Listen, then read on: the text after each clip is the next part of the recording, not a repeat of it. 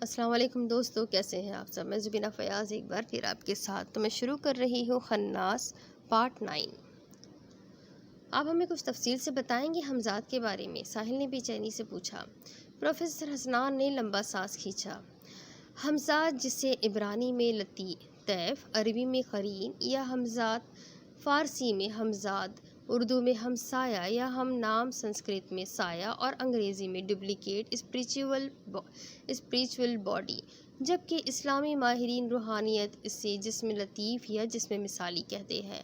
روحانیت کی روح سے ہر کسی کے دو جسم ہوتے ہیں، ایک مادی مرئی کثیف اور ظاہری، جبکہ دوسرا روحانی غیر مرئی لطیف اور باطنی جسم ہوتا ہے۔ اسی روحانی غیر مرئی لطیف اور باطنی جسم کو ہمزاد کہتے ہیں، جو مادی مرئی کثیف اور ظاہری جسم کے موت کے بعد بھی باقی رہتا ہے۔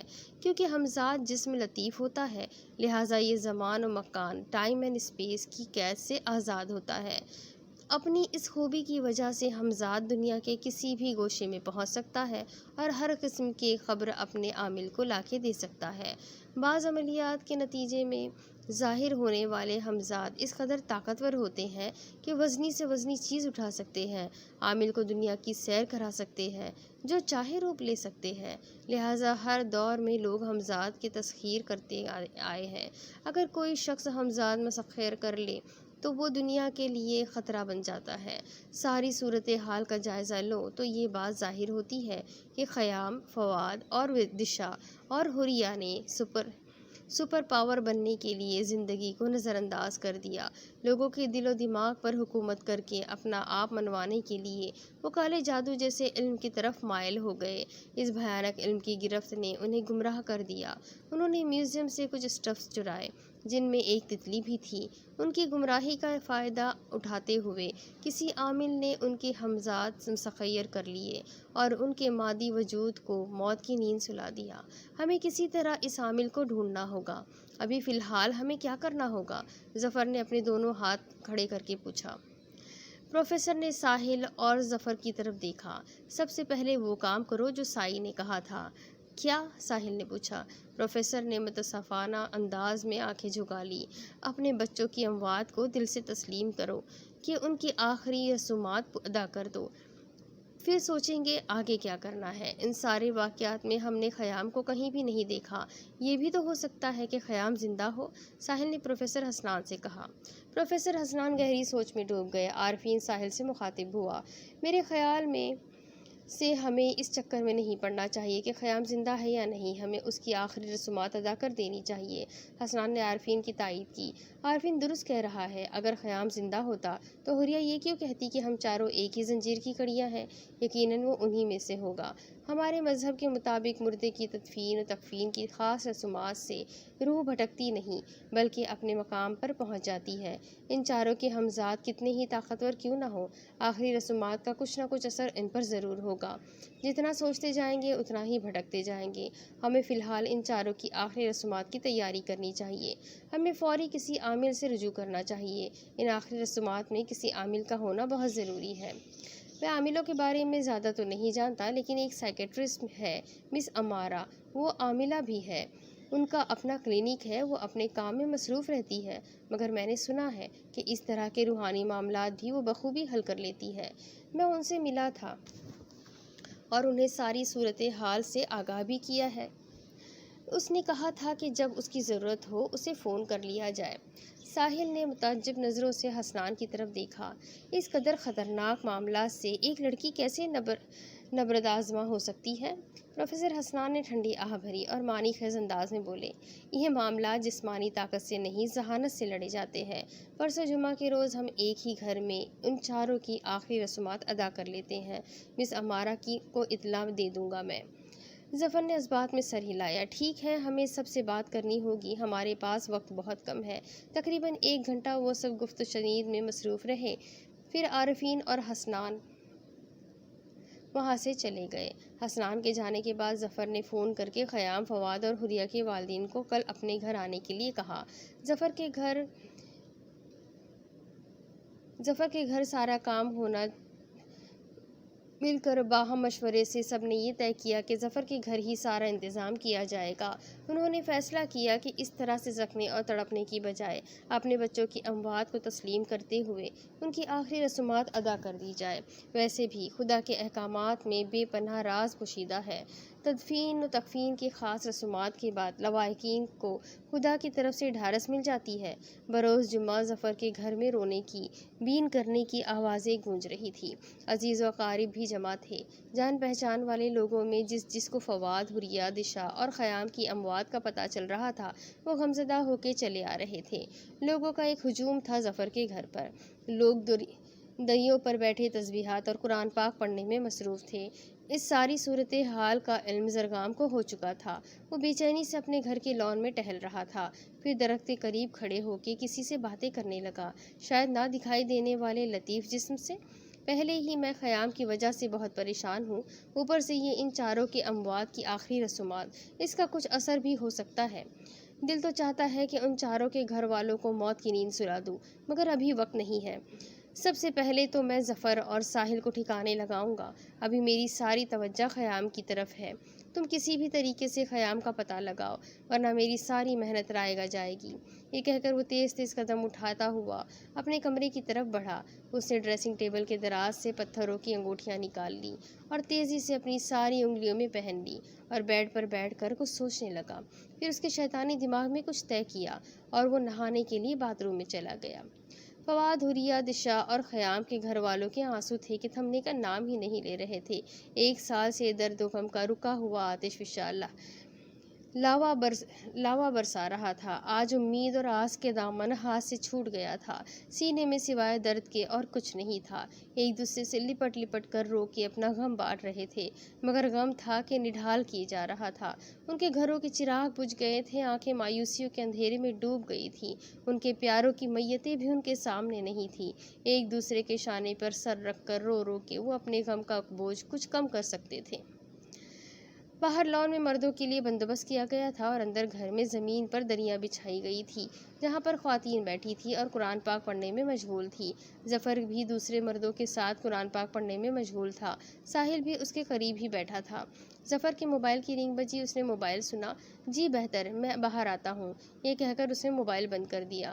کس کا فون تھا؟ ساحل نے تسبیح پڑھتے ہوئے پوچھا۔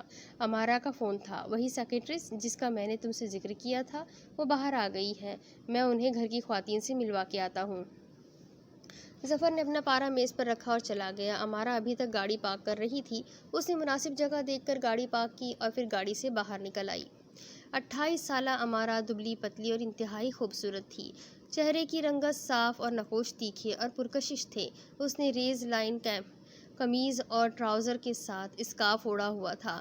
اس نے اسکارف سے اپنے بال چھپا رکھے تھے۔ سیاہ اسکارف نے اس کی خوبصورتی کو بڑھا دیا۔ اس نے ظفر کو سلام کیا۔ وعلیکم السلام، بہت شکریہ آپ کے آنے کا۔ میں تو سوچ رہا تھا کہ شاید آپ ہمارے لیے وقت نہ نکال سکے، ظفر نے اس کے ہاتھ سے اس کا سامان لیتے ہوئے کہا۔ امارا نے ایک نظر پوری کوٹھی پر ڈالی اور پھر مسکراتے ہوئے گویا ہوئی۔ میں اپنی زبان کی پکی ہوں، میں نے آپ سے کہا تھا کہ میں آؤں گی۔ آئیے، میں آپ کو اندر کا راستہ دکھاتا ہوں۔ ظفر اسے رخسانہ اور ایمن کے پاس لے گیا۔ امارا رخسانہ کے پاس بیٹھ گئی۔ ظفر نے رخسانہ سے کہا، یہ امارا ہے، میں تفصیل سے ان کے بارے میں آپ کو بعد میں بتاؤں گا، فی الحال یہ ہماری مہمان ہے، یہ کہہ کر ظفر باہر چلا گیا۔ رخسانہ اور ایمن رو رو کر نڈھال تھی، ان کی آنکھوں کے نیچے زخم بن گئے تھے۔ امارا نے ان کا یہ حال دیکھا تو اس کی بھی آنکھیں بھر آئیں۔ اس نے میز سے پارا لیا اور پڑھنا شروع کر دیا۔ عارفین، حسنان اور ساحل کو ارد گرد کے ماحول پر نظر رکھنے کی تاکید کی گئی تھی۔ وہ گھر سے باہر لان میں ٹہل رہے تھے۔ انہیں خاص تاکید کی گئی تھی کہ کوئی مشکوک شخص دکھے یا کوئی عجیب الخلقت مخلوق تو فوراً الرٹ ہو جائے۔ وہ ایک ٹیم کی طرح کام کر رہے تھے، ان کے موبائل ایک دوسرے سے کنیکٹ تھے۔ امارا کے ہاتھ میں 10واں پارا تھا۔ تمام خواتین قرآن پاک پڑھنے میں مشغول تھی۔ قرآن پاک کی تلاوت کی مسحور کن آوازوں نے فضا میں ایسا سکون سرایت کر دیا تھا کہ کسی کے بھی ذہن میں خوف نام کی کوئی چیز نہیں تھی۔ امارا نے اپنا پارا مکمل کیا تو اس نے رخسانہ کے ہاتھ پر اپنا ہاتھ رکھا۔ جو غم دیتا ہے وہ مرہم بھی رکھتا ہے، حقیقت تو یہی تھی، مگر آپ لوگوں نے اس حقیقت کو تسلیم کرنے میں بہت دیر لگا دی۔ شاید اگر یہ سب پہلے ہو جاتا تو وہ شیطانی طاقتیں اس قدر نہ بڑھتی۔ آپ؟ رخسانہ نے سوالیہ نظروں سے امارا کی طرف دیکھا۔ میں ایک سائکیٹرسٹ ہوں اور ایکزورسسٹ بھی۔ میں زیادہ دعوے نہیں کرتی، مگر جو کچھ مجھ سے ہو سکا میں ضرور کروں گی۔ اگر آپ کی اجازت ہو تو میں آپ کا گھر دیکھ لوں؟ ہاں ہاں، کیوں نہیں، میں بھی آپ کے ساتھ چلتی ہوں۔ رخسانہ اپنا پارا میز پر رکھ کر کھڑی ہو گئی۔ امارا نے اپنے بیگ سے چھوٹی سی کتاب اور تسبیح نکالی۔ آپ مجھے صرف دشا کا کمرہ دکھا دیں، باقی میں خود دیکھ لوں گی۔ رخسانہ امارا کے ساتھ گئی اور اسے دشا کے کمرے میں لے گئی۔ دشا کے کمرے میں داخل ہونے پر امارا کے چہرے کے تاثرات میں کوئی خاص تبدیلی نہیں آئی۔ اسے سب کچھ نارمل لگ رہا تھا۔ اس نے تسبیح پڑھنا شروع کیے اور ساتھ پورے کمرے کا جائزہ لیتی رہی۔ رخسانہ نے ٹھنڈی آہ بھری۔ دشا جو چیز جہاں جہاں رکھتی تھی سب کچھ ویسے ہی ہے۔ ظفر بھائی نے کوئی تبدیلی نہیں کی۔ امارا نے سائڈ ٹیبل سے ایک فوٹو فریم اٹھایا۔ رخسانہ نے امارا کے ہاتھ میں تصویر دیکھی تو تعصب بھرے انداز میں بولی، یہ ان چاروں کی تصویر ہے۔ پھر اس نے تصویر پر انگلی رکھتے ہوئے بتایا، یہ دشا اور حریہ ہے اور یہ دونوں فواد اور خیام ہیں۔ امارا نے دشا کی تصویر پر انگشت رکھی۔ میری معلومات کے مطابق دشا، حریہ اور فواد کو آپ لوگوں نے دیکھا ہے، مگر خیام کو نہیں دیکھا۔ پھر اس نے خیام کی تصویر پر انگلی رکھی۔ یہی خیام ہے؟ رخسانہ نے اس بات میں سر ہلایا۔ ہاں، یہی خیام ہے۔ یہ تصویر میں اپنے پاس رکھ سکتی ہوں؟ رکھ لے۔ امارا نے تصویر فریم سے نکالی اور اپنے بیگ میں ڈال لی۔ پھر وہ رخسانہ سے مخاطب ہوئی، اگر آپ مائنڈ نہ کریں تو کچھ دیر کے لیے مجھے اکیلا چھوڑ دیں۔ رخسانہ اسے دشا کے کمرے میں چھوڑ کر دوبارہ خواتین کے ساتھ بیٹھ کر قرآن پاک پڑھنے لگی۔ امارا دشا کے کمرے سے باہر آ گئی اور تسبیح کا ورد کرتے ہوئے گھر کے باقی کمروں کا جائزہ لینے لگی۔ وہ پورے گھر میں پھری مگر اس نے ایسی کوئی غیر معمولی حرکت محسوس نہیں کی۔ ظفر اور حسنان گھر میں داخل ہوئے تو امارا پورچ میں کھڑی تھی۔ وہ عمارت کے قریب آئے۔ سب ٹھیک ہے؟ فی الحال تو آپ کے گھر میں کوئی عجیب الخلقت مخلوق نہیں ہے۔ مجھے ان چیزوں کا کوئی اثر بھی محسوس نہیں ہوا، مگر ان بدروحوں کا کوئی بھروسہ نہیں۔ لیکن یہ تسلی رکھے، گھر میں قرآن پاک پڑھا جا رہا ہے، کوئی شیطانی مخلوق آپ کو ایذا نہیں دے سکتی۔ اس ناگہانی آفت سے نبرد آزما ہونے کے لیے جتنا ہو سکے قرآن پاک پڑھتے رہیں۔ میں شام تک ادھر ہی ہوں، آپ بلا خوف اپنی رسومات پوری کریں۔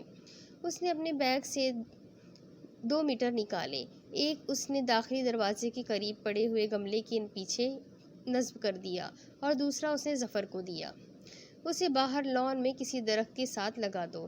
جو ہی کوئی عجیب الخلقت مخلوق اس گھر میں داخل ہوگی، یہ میٹر کی سوئیاں ہلنے لگے گی۔ اس کے کہنے پر ظفر نے باہر لان میں انار کے درخت کے ساتھ میٹر لگا دیا۔ امارا رخسانہ کے پاس آئی۔ خیام کی والدہ کہاں ہے؟ وہ سامنے انگوری رنگ کے جوڑے میں جو خاتون ہے وہ ماہین ہے، خیام کی والدہ۔ رخسانہ نے انگلی سے اشارہ کیا۔ امارا ماہین کے پاس گئی۔ ماہین گٹلیاں پڑھ رہی تھی۔ وہ اس کے ساتھ بیٹھ گئی۔ وہ اس کے ساتھ گٹلیاں پڑھنے لگی۔ آپ کیا پڑھ رہی ہے؟ دوسرا کلمہ، ماہین دتھے سے لہجے میں جواب دی۔ امارا بھی گٹلیوں پر دوسرا کلمہ پڑھنے لگی۔ ٹوکری میں پڑی ہوئی گٹلیاں پڑھی گئی تو امارا ماہین سے مخاطب ہوئی، آپ خیام کی والدہ ہے؟ ماہین نے سر اس بات میں ہلایا۔ خیام کا نام سنتے ہی اس کی آنکھیں بھیگ گئی۔ اس نے بھیگی آنکھوں سے امارا کی طرف دیکھا۔ معذرت چاہتی ہوں، میں نے آپ کو پہچانا نہیں، امارا نے اپنی مہین سی آواز میں کہا۔ کیسے پہچانے گی؟ میں آپ سے پہلی بار ہی مل رہی ہوں۔ میرا نام امارا ہے۔ پروفیشن میں ایک سائیکیٹرسٹ ہوں، مگر عاملہ بھی ہوں۔ شاید میں آپ لوگوں کی کام آ سکوں۔ اب کیا کسی نے ہمارے کام آنا؟ ہماری تو دنیا ہی لٹ چکی ہے۔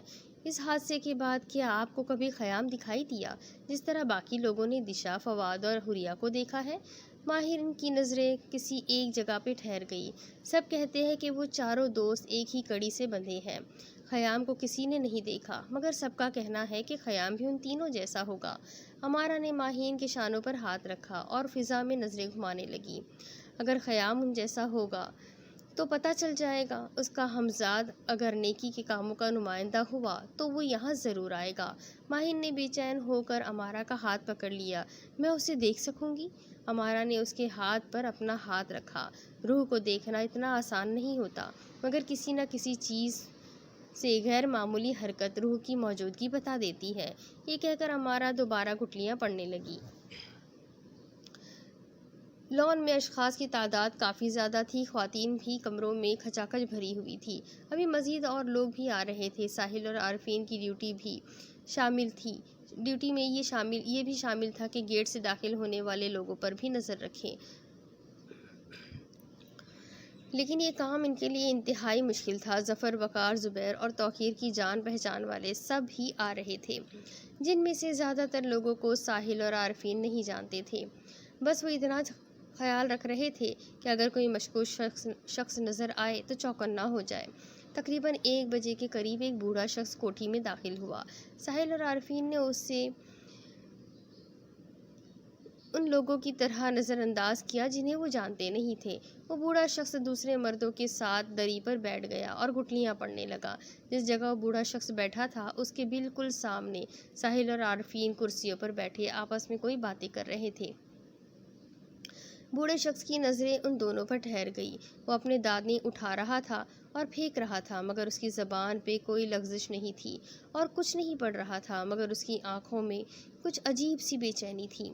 ساحل نے تعصب بھرے انداز میں ارد گرد کے ماحول پر نظر دوڑائی اور ٹھنڈی آہ بھر کے تھکے ہوئے لہجے میں بولا، ہم کیسے ان شیطانی طاقتوں کا مقابلہ کریں گے؟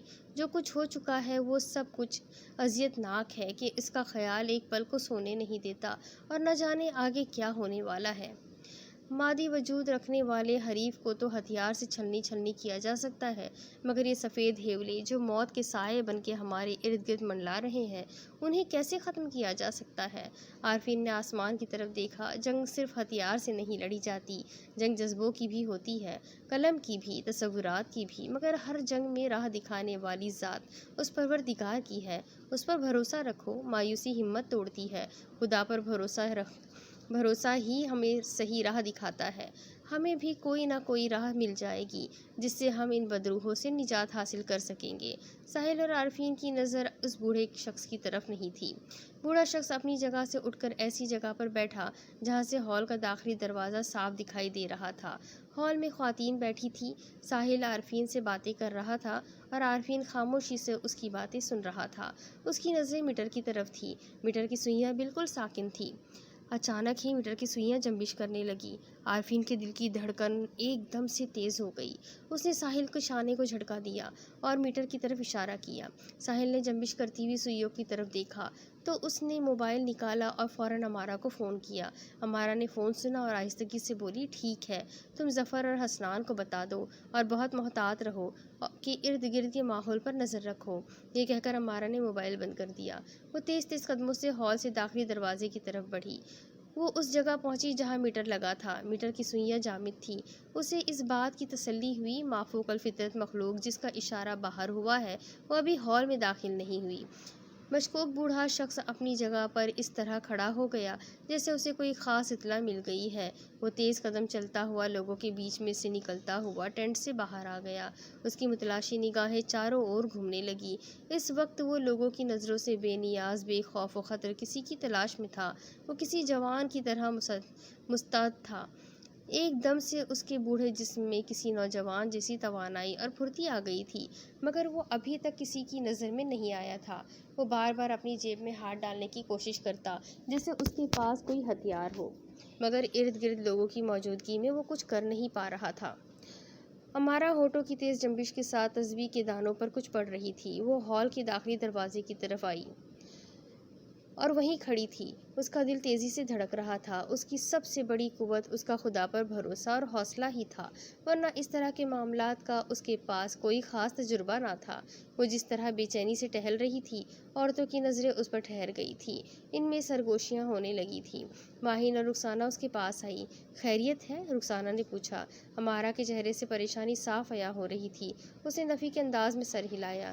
نہیں، خیریت نہیں ہے۔ باہر میٹر کی سوئیاں بتا رہی ہے کہ کوئی غیبی مخلوق لان میں موجود ہے، شاید گھر کے دوسرے حصوں میں بھی ہو۔ پھر اس نے گملے کے پیچھے لگے ہوئے میٹر کی طرف اشارہ کیا۔ اگر وہ غیبی مخلوق اس کمرے میں داخل ہوئی تو اس کی سوئیاں جنبش کرنے لگے گی۔ ماہین اور رخسانہ کی خوف سے آنکھیں پھیل گئیں۔ اب کیا ہوگا؟ اگر ان شیطانی طاقتوں نے ادھر حملہ کر دیا تو؟ یہاں تو لوگوں کا ہجوم ہے، ہم کیسے ان لوگوں کو ان بدروحوں سے بچائیں گے؟ رخسانہ کے لہجے میں بھی کپکپاہٹ تھی۔ امارہ نے بھی تسبیح پڑھتے ہوئے ایک نظر رخسانہ کی طرف دیکھا۔ اس طرح کی باتیں کر کے آپ میرا حوصلہ کم نہ کریں، بس دعا کریں، سورہ ناس پڑھیں، وہ شیطانی مخلوق ہمارا کچھ نہیں بگاڑ سکے گی۔ ویسے بھی یہ ضروری نہیں کہ وہ غیبی مخلوق شیطانی مخلوق ہی ہو۔ اس دوران میں میٹر کی سوئیاں جنبش کرنے لگی۔ کپکپاہٹ کا جھٹکا رخسانہ کے وجود سے گزر گیا۔ اور ماہین بھی خوف سے جیسے پتھر کی ہو گئی۔ امارا نے فوراً ظفر کو فون کیا۔ چند ساعتوں میں ہی ظفر اور حسنان ہال میں پہنچ گئے۔ توقیر اور وقار گھر کے دوسرے حصوں میں چلے گئے۔ وہ سب پورے گھر میں تقسیم ہو گئے۔ ابھی تک غیبی مخلوق کا بس اشارہ ملا تھا، مگر کوئی عجیب حرکت سامنے نہیں آئی تھی۔ ظفر امارا کے پاس آیا تو امارا نے گھبراہٹ سے کہا، وہ غیبی مخلوق ہال میں داخل ہو گئی ہے۔ ہمت سے کام لے، عورتوں پر نظر رکھے، ہم دونوں ادھر ہی ہیں۔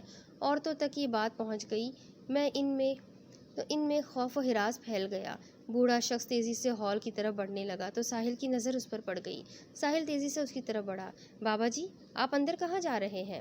اندر میری بیوی ہے، اسے بلانا ہے۔ آپ اپنی بیوی کا نام بتا دیں، میں بلا لاتا ہوں۔ یہ کہتے ہوئے ساحل نے اسے قریب سے دیکھا تو اسے بوڑھے کا چہرہ مصنوعی سا لگا۔ اس نے بہت ہوشیاری سے اس کے چہرے پر چٹکی بھر دی۔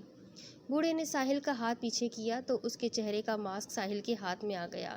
زرگام بے نقاب ہو گیا۔ زرگام برقی سرعت سے وہاں سے بھاگا۔ ساحل اس کے پیچھے بھاگنے لگا۔ زرگام لوگوں کو دھکیلتا ہوا گرتا ہوا آگے بڑھ رہا تھا۔ ساحل بھی لوگوں کو دھکیلتا ہوا اس کا تعاقب کر رہا تھا۔ لوگوں کے ہجوم کی وجہ سے ساحل کے لیے اسے پکڑنا مشکل تھا، لیکن وہ ساحل کی نظروں سے دور نہیں گیا تھا۔ ساحل مسلسل اس کے پیچھے بھاگ رہا تھا۔ پھر اچانک ہی وہ شخص اس کی نظروں سے اوجھل ہو گیا۔ اوہ شٹ! ساحل نے درخت سے مکہ ٹکرایا۔ وہ کچھ دیر تک اسے ڈھونڈتا رہا، پھر اسے ہال کا خیال آیا کہ خواتین کسی مشکل میں نہ ہو۔ وہ تیزی سے واپس ہال کی طرف بڑھا۔ اندر ہال میں سکوت چھایا ہوا تھا۔ ساری خواتین کو جیسے سانپ سونگھ گیا تھا۔ ظفر، وقار احمد اور عارفین بھی اندر ہال میں ہی تھے، باقی ساتھی باہر لان میں تھے۔ امارا ہونٹوں کی تیز جنبش کے ساتھ کچھ پڑھتے ہوئے ہال میں گشت کر رہی تھی۔ پھر وہ ہال کے وسط میں کھڑی ہو گئی اور اوپر کی طرف دیکھتے ہوئے چلائی، کون ہو تم؟ ہمارے سامنے آؤ۔ امارا نے یہ بات 3 بار دہرائی، مگر اسے کوئی جواب نہ ملا۔ اس نے لمبا سانس کھینچا اور ایک بار پھر بلند آواز میں بولی، میں جانتی ہوں کہ تم یہاں ہال میں موجود ہو۔ اگر سامنے نہیں آنا چاہتے تو ہمیں اپنی موجودگی کا ثبوت دو۔ ہال کی چھت پر لگا ہوا کرسٹل کا فانوس بری طرح جھولنے لگا۔ جو خواتین اس فانوس کے نیچے تھی وہ تیزی سے وہاں سے پیچھے ہٹ گئی۔ فانوس زوردار دھماکے کے ساتھ زمین پر گرا۔ اس پر لگی کرسٹل کی گولیاں دور دور تک بکھر گئیں۔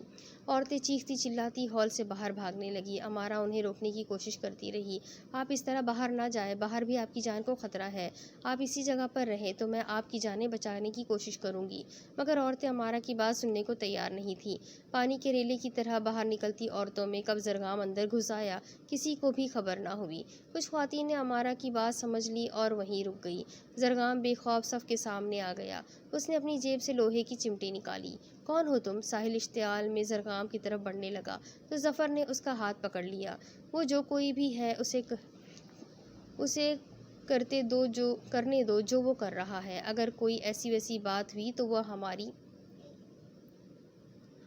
دسترس سے باہر نہیں ہے۔ وہ لوہے کی چمٹی کو مختلف زاویوں میں حرکت دینے لگا۔ ایک خاص سمت کی طرف وہ لوہے کی چمٹی اپنے آپ بجنے لگی۔ زرگام نے اپنی جیب سے ایک چھوٹا سا ڈبہ نکالا۔ اس نے جلدی سے اس ڈبے سے چٹکی بھر راکھ نکالی اور اسے اس سمت میں اچھال دیا۔ چمٹی بجنا بند ہو گئی اور اس کا رخ خود بخود دوسری جانب ہو گیا اور وہ پھر سے بجنے لگی۔ زرگام نے ایک لمحے کی تاخیر کیے بغیر اس سمت میں بھی راکھ اچھال دی۔ راکھ کے ذرات میں غیر مرئی وجود ظاہر ہو گیا۔ ماہین چیخ اٹھی، خیام، میرا بیٹا!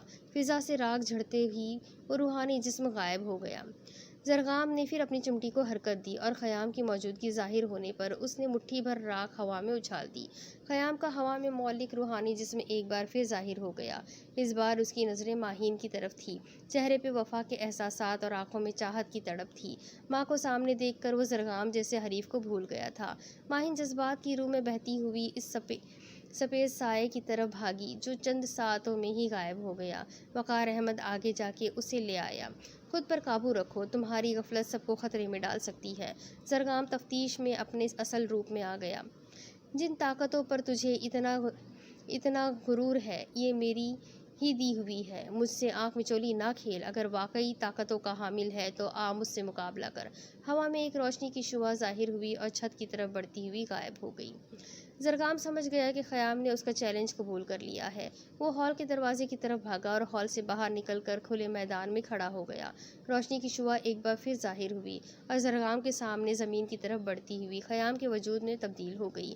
اطراف میں کھڑے ہوئے لوگ چیختے چلاتے پیچھے ہٹنے لگے۔ ہال میں موجود تمام لوگ باہر آ گئے۔ یہ سنسنی خیز منظر دیکھ کر لوگ خوفزدہ ہو گئے۔ بیٹے کو سامنے دیکھ کر ماہین اور وقار احمد تڑپ کر رہ گئے۔ امارہ نے تذبذب سی کیفیت میں ساحل کی طرف دیکھا۔ یہ سب کیا ہو رہا ہے؟ یہ دوسرا شخص کون ہے؟ ہم ان دونوں میں سے کس کو اپنا دوست سمجھیں؟ ابھی کچھ نہیں کہا جا سکتا، بہرحال آج بہت بڑے راز سے پردہ ہٹ جائے گا۔ زرگام نے کہا بلند کیا، مجھے پوری امید تھی کہ تم مجھے یہاں ضرور ملو گے۔ تمہیں میری طاقت کا اندازہ نہیں ہے، ورنہ تم میرے اشاروں پہ چلنے پر کبھی انکار نہ کرتے۔ میرا راستہ وہ نہیں جو تو نے دشا، فواد اور حریہ کو دکھایا تھا۔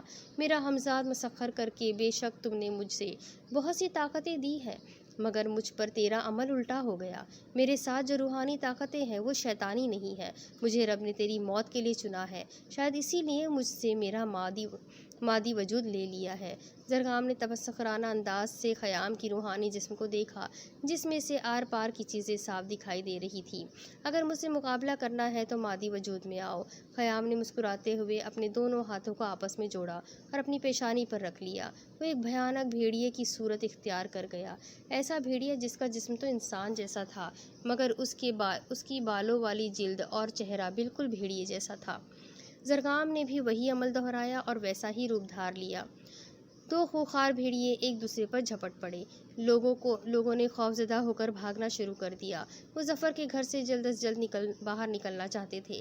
لوگ اپنی اپنی سواریوں میں برقی سرحد سے وہاں سے نکل گئے۔ تھوڑے سے لوگ جو بچ گئے تھے وہ دہشت سے ایک دوسرے سے چپکے کھڑے تھے۔ دو خون آشام بھیڑیے دہاڑتے ہوئے اپنے لمبے لمبے نوکیلے دانت ایک دوسرے کے جسم میں پیوست کر رہے تھے۔ ظفر نے ساحل سے اپنی پستل لانے کے لیے کہا۔ ساحل جلدی سے اس کی پستل لے آیا اور اس کے ہاتھ میں تھما دی۔ اس نے پینٹ کی جیب میں پستل ڈال لی اور آہستہ آہستہ آگے بڑھنے لگا۔ ان خوخار بھیڑیوں کے قریب پہنچ کے ظفر نے اپنی پستل نکال لی اور بہت احتیاط سے لوگوں کے پیچھے چھپتے ہوئے اس نے اپنی پستل کا نشانہ سیٹ کیا۔ وہ بھیڑیے بن مانوس کی طرح چھلانگیں مارتے ہوئے ایک دوسرے پر جھپٹ رہے تھے۔ وہ خنجر جیسے نوکیلے پنجوں سے ایک دوسرے کو زمین پر پٹکتے۔ ظفر نے تذبذب سی کیفیت میں ساحل کی طرف دیکھنے لگا۔ پتہ ہی نہیں چل رہا کہ ان دونوں میں سے زرگام کون ہے۔ ساحل نے ان کی پستل کی نال کو پیچھے کر دیا۔ آپ اپنی پستل جیب میں واپس ڈال لیں، ہمیں زرگام کو زندہ سلامت پکڑنا ہوگا۔ ایک خوخار بھیڑیا ہوا میں اڑتا ہوا گھر کی چھت پر جا کھڑا ہوا۔ دوسرا بھی دہاڑتا ہوا ہوا میں اڑتا ہوا چھت پر چلا گیا اور پھر ان کی خوفناک جنگ شروع تھی۔ فضا میں خوفناک گڑگڑاہٹ اور دلخراش چیخیں گونجنے لگی، بالکل ایسے ہی جیسے ایک درندہ مارے تکلیف کے تڑپتا ہے۔ دیکھتے ہی دیکھتے وہ دونوں لوگوں کی نظروں سے اوجھل ہو گئے۔ ساحل اور ظفر بے چینی سے انہیں ڈھونڈنے لگے، مگر اب وہ کہیں بھی دکھائی نہیں دے رہے تھے۔ ساحل دوڑتا ہوا پورچ کی طرف بھاگا۔ وہاں گاڑیوں کی لمبی قطار تھی۔ وہ ظفر کی گاڑی میں خاموشی سے بیٹھ گیا۔ اس کی نظر کبھی بائیں اطراف کی گاڑیوں کی طرف جاتی تو کبھی دائیں اطراف کی گاڑیوں کی طرف جاتی۔ کچھ ہی دیر بعد زرگام زخمی حالت میں اسے گاڑیوں کے قریب نظر آیا۔ وہ سلور کلر کی کلٹس میں بیٹھا اور اپنی گاڑی پارکنگ سے نکال کر وہاں سے نکل پڑا۔ ساحل نے فوراً اپنی گاڑی پارکنگ سے نکالی۔ تھوڑی دیر کے بعد اس نے اپنی گاڑی وہاں سے نکالی اور بہت ہوشیاری سے زرگام کی گاڑی کے پیچھے لگا دی۔ وہ زرگام کا ٹھکانہ جاننا چاہتا تھا جہاں پر رہ کے وہ شیطانی کھیل کھیلتا تھا۔ زرگام کی گاڑی کے پیچھے ایک گاڑی تھی، اس کے پیچھے ساحل کی گاڑی تھی، اس لیے زرگام کو شائبہ تک نہ ہوا۔ وہ کافی دیر تک زرگام کا پیچھا کرتا رہا، مگر اشارے کے لیے ٹریفک سگنلز پر گاڑیاں رکی تو زرگام کو سائیڈ میرر سے ساحل کی گاڑی نظر آ گئی۔ گرین سگنل کا اشارہ ملتے ہی گاڑیاں دوڑنے لگی۔ زرگام انتہائی تیز اسپیڈ سے وہاں سے نکل گیا۔ ساحل نے دوسری گاڑیوں کو کراس کر کے گاڑی اس کے پیچھے لگا دی۔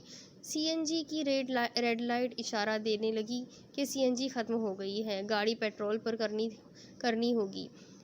ساحل نے گاڑی پیٹرول پر کر لی، مگر کچھ گڑبڑ ہو گئی، گاڑی جھٹکے کھانے لگی اور پھر بند ہو گئی۔ ساحل نے گاڑی دوبارہ اسٹارٹ کرنے کی کوشش کی، مگر گاڑی تو جیسے جام ہو گئی تھی۔ اس نے اسٹیئرنگ پر زور سے ہاتھ مارا۔ اوہ میرے خدایا، یہ موقع ہاتھ سے نکل گیا۔ زرگام وہاں سے فرار ہونے میں کامیاب ہو چکا تھا۔ ہمارا نے وہاں پر موجود مردوں اور خواتین کو تسلی دی۔ آپ سب اطمینان سے بیٹھ جائیں، خطرہ ٹل گیا ہے۔ اس نے خواتین سے التماس کی کہ وہ ہال میں بیٹھ کر قرآن پاک پڑھے۔ یہ قرآن پاک کی برکت ہی ہے کہ ہم لوگوں کو کوئی نقصان نہیں پہنچا، ہم سب محفوظ ہیں۔ آئیے ہم سب خدا کی عبادت کر کے دعا مانگتے ہیں کہ خدا ہمیں ان شیطانی طاقتوں سے بچنے کا راستہ بتائے۔ رخسانہ اور ایمن نے بھی خواتین کو حوصلہ دیا اور وہ سب دوبارہ ہال میں بیٹھ کے قرآن پاک پڑھنے لگی۔ کوئی نہیں جان سکا کہ جیت خیام کی ہوئی یا زرگام کی، سب کے دل و دماغ میں بس خوف ہی خوف بھرا رہ گیا۔ بچنے کی راہ ملی بھی اور گم بھی ہو گئی۔ خیام کی جھلک دیکھنے کے بعد سے ہی ماہین کی طبیعت ٹھیک نہیں تھی۔ ڈپریشن سے اس کا بلڈ پریشر ہائی ہو گیا تھا۔ وقار احمد نے اسے بیڈ پر لٹا دیا تھا اور میڈیسن دے دی۔ امارہ بھی ماہین کے قریب بیٹھ گئی۔ اس نے خلوص سے اس کا ہاتھ اپنے ہاتھ میں لیا۔ آپ پریشان کیوں ہو رہی ہیں؟ یہ بات تو آپ نے تسلیم کر لی تھی نا کہ خیام اس دنیا میں نہیں ہے، مگر آپ کو اس بات پر فخر ہونا چاہیے کہ خیام کی روح نیک مقصد کی طرف مسخر ہے۔ وہ بدروحوں میں سے نہیں ہے جو لوگوں کو موت کے گھاٹ اتار رہی ہے، بلکہ شاید وہ ہم سب کے لیے مسیحا بن کے آیا ہے۔ پھر امارہ نے ساحل کی طرف دیکھا۔ تم کہہ رہے تھے نا کہ ہم بغیر ہتھیار کے جنگ لڑ رہے ہیں اور ہمیں وہ راہ بھی معلوم نہیں جس سے ہم دشمن تک پہنچ سکے۔ اب ہمارے پاس ہتھیار بھی ہے اور وہ راہ بھی اور وہ راستے بھی جن سے ہم اپنے دشمن تک پہنچ سکیں گے۔ میں دھیان گیان کے ذریعے خیام کی روح سے رابطہ کروں گی۔ تم روح کا نام لیتی ہو تو میرا کلیجہ کٹتا ہے۔ میری آنکھوں میں میرا جیتا جاگتا خیام ہی بسا ہے۔ رب میری جان لے لیتا مگر میرے بیٹے کو کچھ نہ ہوتا۔ ماہین پھوٹ پھوٹ کر رونے لگی۔ وقار اٹھ کر اس سے دوسرے کمرے میں لے کر چلا گیا۔ ظفر اور امارہ بھی اس کے پیچھے پیچھے چل پڑے۔ وقار احمد ٹھنڈی آہ بھری ناسمجھ عورت خدا سے گلے کر رہی ہے۔ فواد، حریہ و دشا اور خیام تو حرام موت مرے ہیں۔ ان کی موت خودکشی ہی ہے۔ نہ ہی ان کی روحوں کو چین آئے گا اور نہ ہمیں۔ ظفر نے اس کے شانے پہ ہاتھ رکھا۔ ماہین تو عورت ہے، کمزور ہے، تم تو حوصلہ رکھو۔ پھر ظفر امارہ سے مخاطب ہوا۔ تم جو بات کہہ رہی تھی وہ ٹھیک ہے، لیکن میرے خیال میں ہمیں دیکھنا چاہیے کہ آج کے عمل کے بعد وہ بدروحیں ہمیں نقصان پہنچاتی ہے یا نہیں۔ ہمیں انہیں چھیڑنا نہیں چاہیے۔ اگر ہمیں ان کی طرف سے کوئی خطرہ محسوس ہو تو ہم کوئی اقدام کریں گے۔ ہمارا تمسخر آمیز میں مسکرائی۔ روشنی کی رفتار سے سفر کرنے والی بدروحیں ہمیں مہلت نہیں دے گی کہ ہم کوئی اقدام کر سکیں۔ آپ لوگ بس اتنا کریں کہ روزانہ قرآن پاک پڑھتے رہیں، باقاعدگی سے نماز ادا کریں۔ مجھے جو کرنا ہے وہ میں نے سوچ لیا ہے۔ جب بھی آپ کو کوئی خطرہ محسوس ہو آپ نے مجھ سے رابطہ کرنا ہے۔ یہ کہہ کر امارہ نے اپنا کارڈ ظفر کی طرف بڑھایا۔ اس میں میرے کلینک کا بھی نمبر ہے اور گھر کا بھی۔ ساحل امارہ کی طرف بڑھا۔ آپ تو ابھی کچھ دیر رکیں گی نا؟ نہیں، مجھے جانا ہوگا۔ میں نے ایک پیشنٹ کو وقت دیا ہے، وہ کلینک میں میرا انتظار کر رہا ہے۔ آپ لوگ مجھ سے ہر وقت رابطہ رکھیں، جب کہیں گے میں آ جاؤں گی۔ میں سمجھ سکتی ہوں کہ آپ لوگ اس قدر گمبھیر صورتحال سے گزر رہے ہیں، میں اب چلتی ہوں۔ امارہ نے جاتے ہوئے پلٹ کر ساحل کی طرف دیکھا۔ تم نے زرگام کا پتہ لگانا ہے، ہمارا اس تک پہنچنا بہت ضروری ہے۔ اس شیطانی درندے کا تو پتہ میں ضرور لگاؤں گا، میں اور عارفین مل کر یہ کام کریں گے، ساحل نے کہا۔ امارہ وہاں سے چلی گئی۔ رخسانہ ماہین کے پاس بیٹھ گئی اور اس کا سر دبانے لگی۔ رخسانہ کی اپنی بھی آنکھیں بھیگی ہوئی تھیں۔ ان سب کا درد مشترک تھا۔ اب اس کے آگے کی سٹوری میں آپ کو اگلی قسط میں سناتی ہوں کہ آگے کیا ہوگا۔ یہ جاننے کے لیے میرے ساتھ بنے رہیں۔ اگلی قسط میں پھر ملیں گے، تب تک کے لیے اللہ حافظ۔